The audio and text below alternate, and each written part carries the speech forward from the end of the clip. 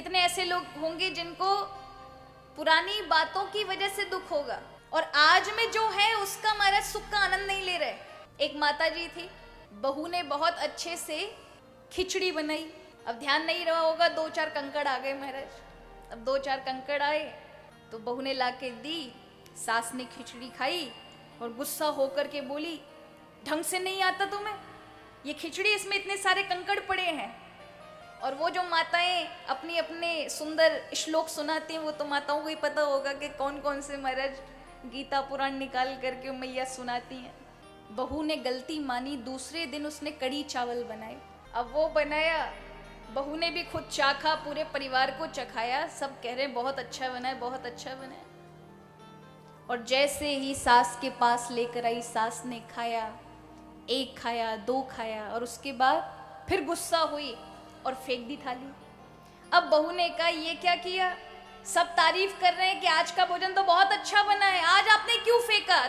तो लड़कर कहती है कल ऐसा क्यों नहीं बनाया था, इसलिए मैं दुखी हूँ, कष्ट में हूँ। अब आप बताइए, भोजन आज का अच्छा है किंतु कल की बीमारी ने आज का भोजन खराब कर दिया। क्यों? वहां पर विचार नहीं था।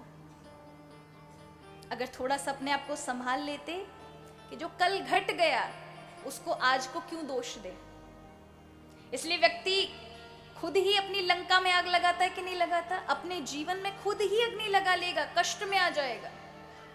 इसलिए कहा कथा क्या करती है? बोले विचार देती है।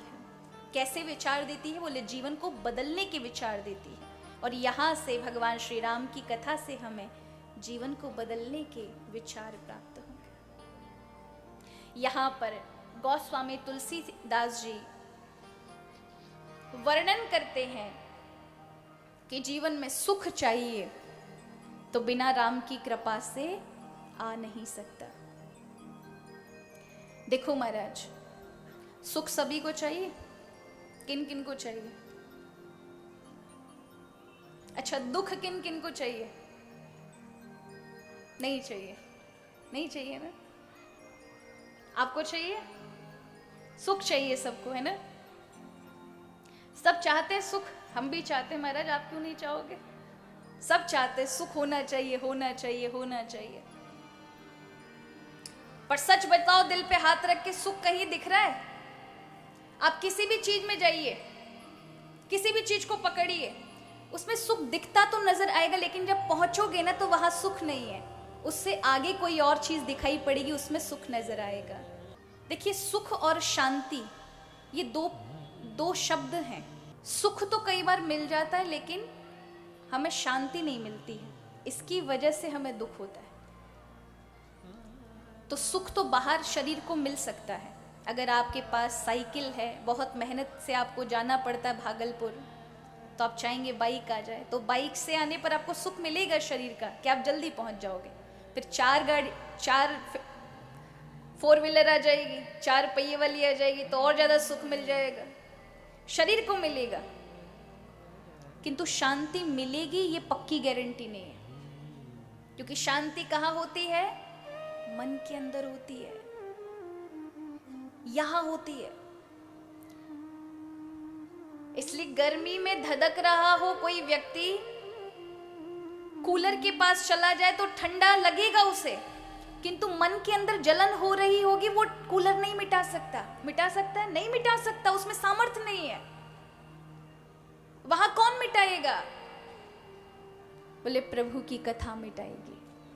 प्रभु की कथा ही रास्ता दिखाती है कि भाई इससे जलने की बजाय ये कर तो तुझे लाभ मिलेगा।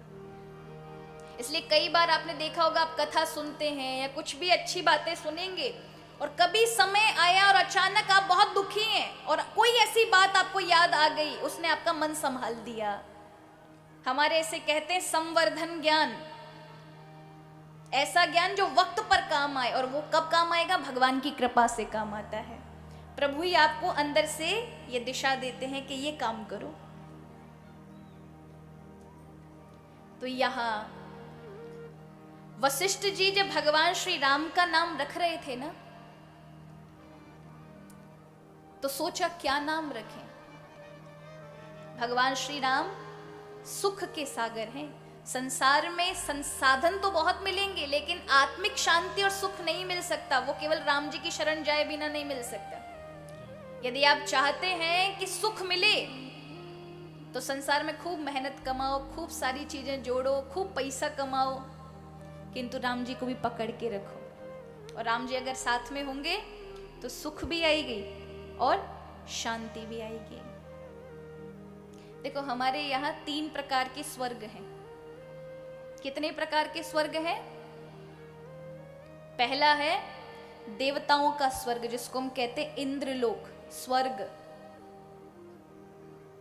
दूसरा है भगवान शिव का लोक, जिसको हम कहते हैं कैलाश। और तीसरा है वैकुंठ, जहां भगवान विष्णु रहते हैं, जिसको ही हम साकेत धाम कह लें, उसी को हम गोलोक धाम कह लें, एक ही बात है। तो ये 3 प्रकार के स्वर्ग हैं।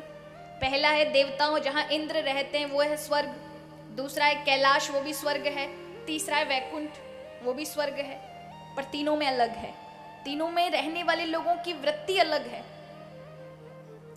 इस वाले स्वर्ग में जिसमें इंद्र रहते हैं, वहां सारे सुख हैं, जो जो सुख आप चाहते हो सारे सुखों की कमी नहीं है।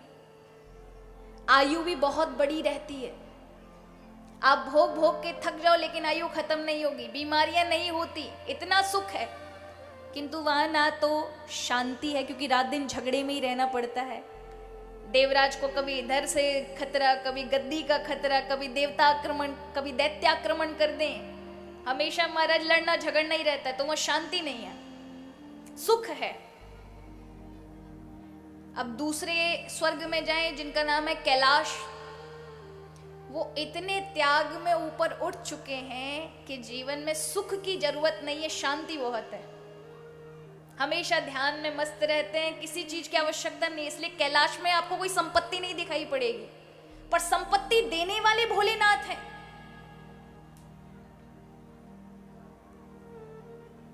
भगवान शिव को आशुतोष कहा जाता है। क्या कहा जाता है? जल्दी से प्रसन्न हो जाए।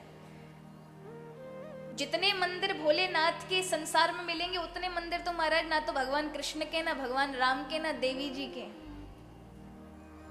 इतने भोलेनाथ के, क्योंकि बहुत जल्दी प्रसन्न हो जाते, थोड़े में ही जो प्रसन्न हो जाए। आप भले ठिठुर ठिठुर के ठंड में नहाओ, गरम गरम पानी से नहाओ, लेकिन भगवान शिव कभी नहीं आके कहते अरे मेरे लिए ठंडा पानी नहीं लाना, गरम लाना, मुझे ठंड लगती है। ये कभी नहीं कहते। आप ठंडा ठंडा जल लेकर जाएं, उन पे चढ़ा दें, वो उस पर भी प्रसन्न। 1 वर्ष तक शिव की यदि कोई सेवा कर ले, तो जीवन में यदि दरिद्रता लिखी है तो उसका भी नाश कर दे। ऐसे हैं शिव,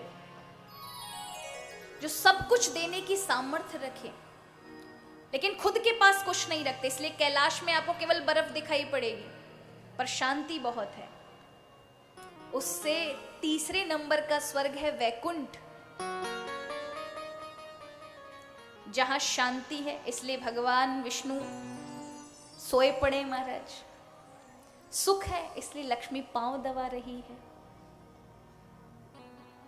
यानी 2 चीजें एक साथ केवल वैकुंठ में है, कि जहां भगवान विष्णु शांति में है और सुख उनके चरणों के पास है।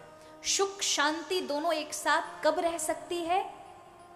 जब भगवान का आश्रय होगा, भगवान के साथ जुड़े होंगे, भगवान के नाम के साथ जुड़े होंगे, प्रभु की भक्ति के साथ जुड़े होंगे, तो सुख भी आएगा और जीवन में शांति भी बनी रहेगी।